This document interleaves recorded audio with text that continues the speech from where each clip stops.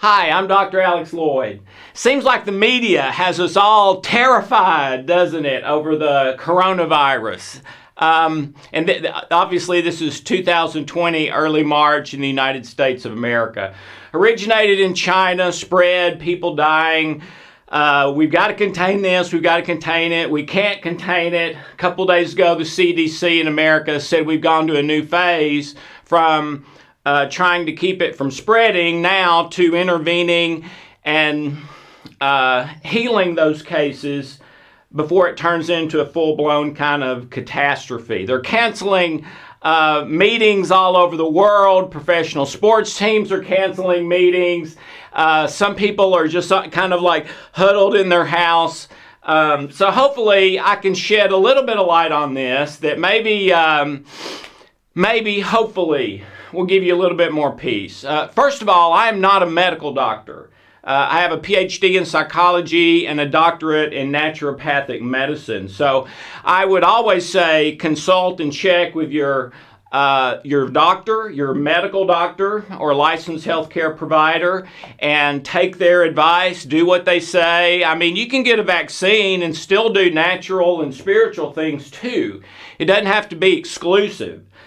People have asked me for years about natural health versus standard medicine. And I worked as a partner with Dr. Ben Johnson, a renowned cancer specialist medical doctor, the only medical doctor in the secret, known all over the world, lectured all over the world.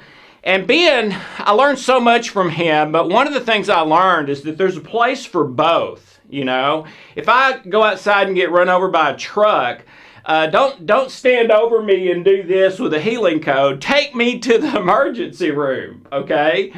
There's a place for both. And I believe there's a place for both here as well.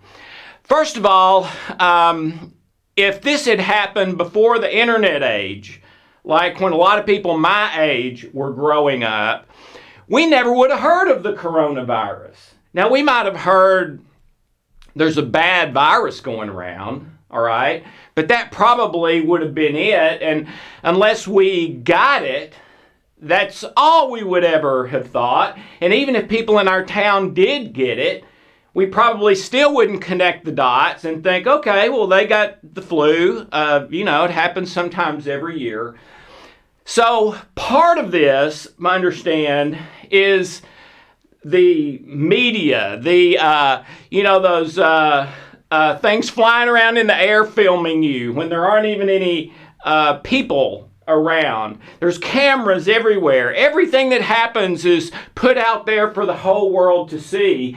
And the news people decided a number of decades ago that it wasn't just their job to fulfill a public concern, which is to deliver the news as a loss leader. And most of them did, for years, lose money on the news. But it was even written into the agreement with the United States government. That's part of it.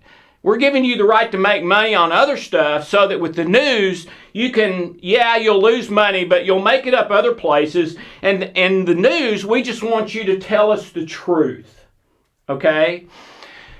Well, a few decades back, somebody at one of the major news organizations decided, what if we started making money on the news? And voila, now we know about everything, and everything is urgent and all that sort of thing. Now, there are times when that is true. It's kind of the Peter and the wolf story. But when we hear urgent and catastrophic and all this stuff so much, if we're not careful, it can get us into a place of fear, where we're living in fear. Well, what's the significance of that? Well, before I go there, let me say one more thing, then I'll go there. Every year, over 11,000 people in the United States die from the flu. Okay? Goes back years and years and years, decades and decades. We understand we are nowhere in that vicinity with the coronavirus, okay? It's nothing Okay, here's the graph. Dying from the normal flu in the U.S. every year, and how many have died with coronavirus, all right? So that right there should tell you it's a little bit out of proportion maybe, all right? We have heard news that in China the numbers are going down now, which is kind of what a lot of people expected. It would be a flare-up, and it would spread some, and it would get worse, but then it would get better, okay? This is not the Black Plague, all right? Here's maybe the bigger issue. I believe everything at its root comes from a spiritual issue. I don't mean religion. I tend to go the other way from religion. It took me decades to recover from my religious upbringing, but I am talking spiritual. Forgiveness and unforgiveness, love, joy, peace versus sadness, anxiety, worry, fear, anger, positive, healthy self-worth and identity. You know, things like that. Those are spiritual issues, okay? Well, if you allow the coronavirus to take you from a place of peace to a place of fear, then you have just done a terrible thing, and you did it to yourself. Let me explain. My friend Dr. Bruce Lipton, former cellular biologist at Stanford Medical School, wrote a wonderful best-selling book, The Biology of Belief. Incredible man, one of the smartest men I know, and a good-hearted, kind man as well. Says that at any given time, your cells are either open or closed. If your cell's open, and these are his words, not mine, I heard him say them live, your cell is impervious to illness and disease. All right? If your cell is closed, it's on the way to illness and disease, if it's not already sick. And he went on to say, after he gave all of the evidence for all of that, which took hours, all right, that this is the only way, probably, you can get cancer or a major disease. If that cell goes from open, where it's supposed to function, to closed, where it's only supposed to be for 15 minutes once or twice a year, when our life is in imminent danger right now. The rest of the time, it's supposed to be open, okay?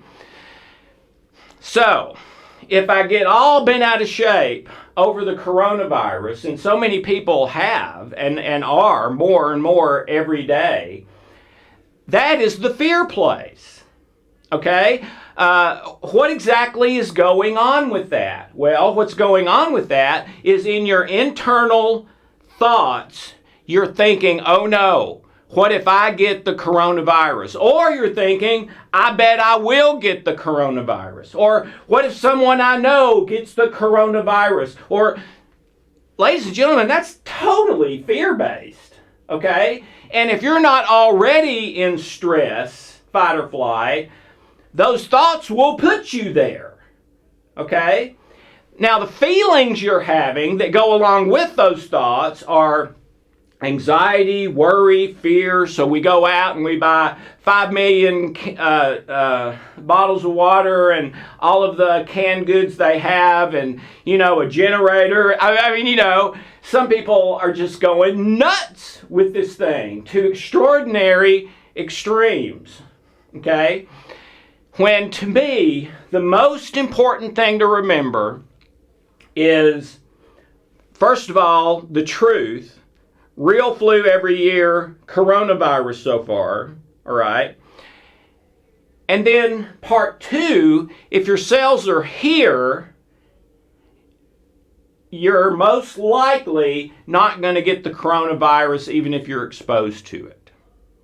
Now, if your cells are here, you will be one of the ones that, if you're exposed, get it, all right? Have it manifest. Yes, there are exceptions to that. Some of you deep thinkers are thinking. There are exceptions to this. If you were to take a whole bottle of rat poison and swallow it, you would die even though your cells are here, all right? But here's how it works. It only works that way. Let me say it another way. If it's something that some people get sick and some people don't, which is the case with almost any illness or disease, virus, flu, everything. That's the case with all of those. If it's something where some get it, some don't, even the ones who are exposed,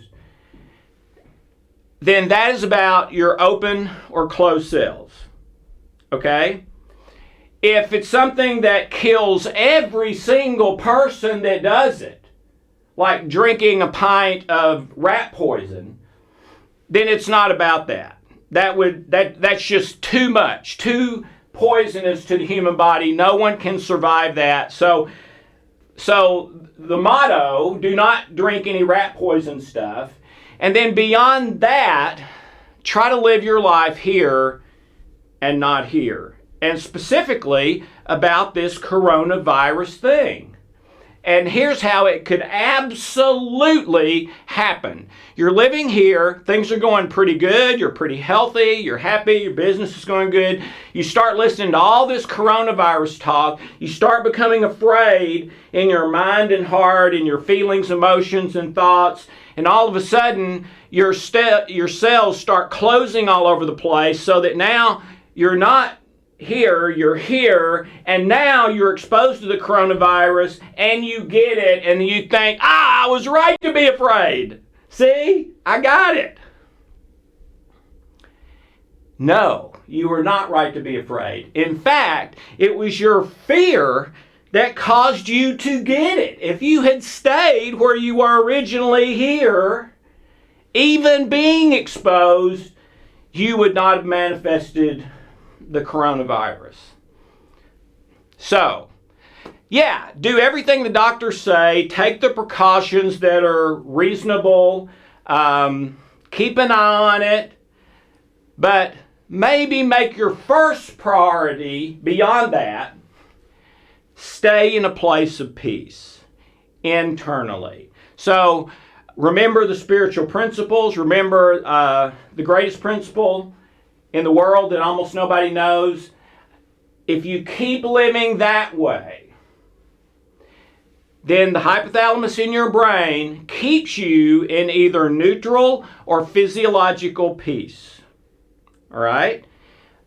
If you get off of that path and start going to anxiety, worry, fear, paranoia, then your cells start to close, and now you are wide open. If it comes, you are going to get it.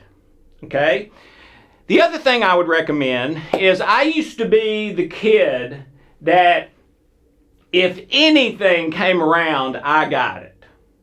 Okay? I'd get sick like 12, 14 times a year. All right?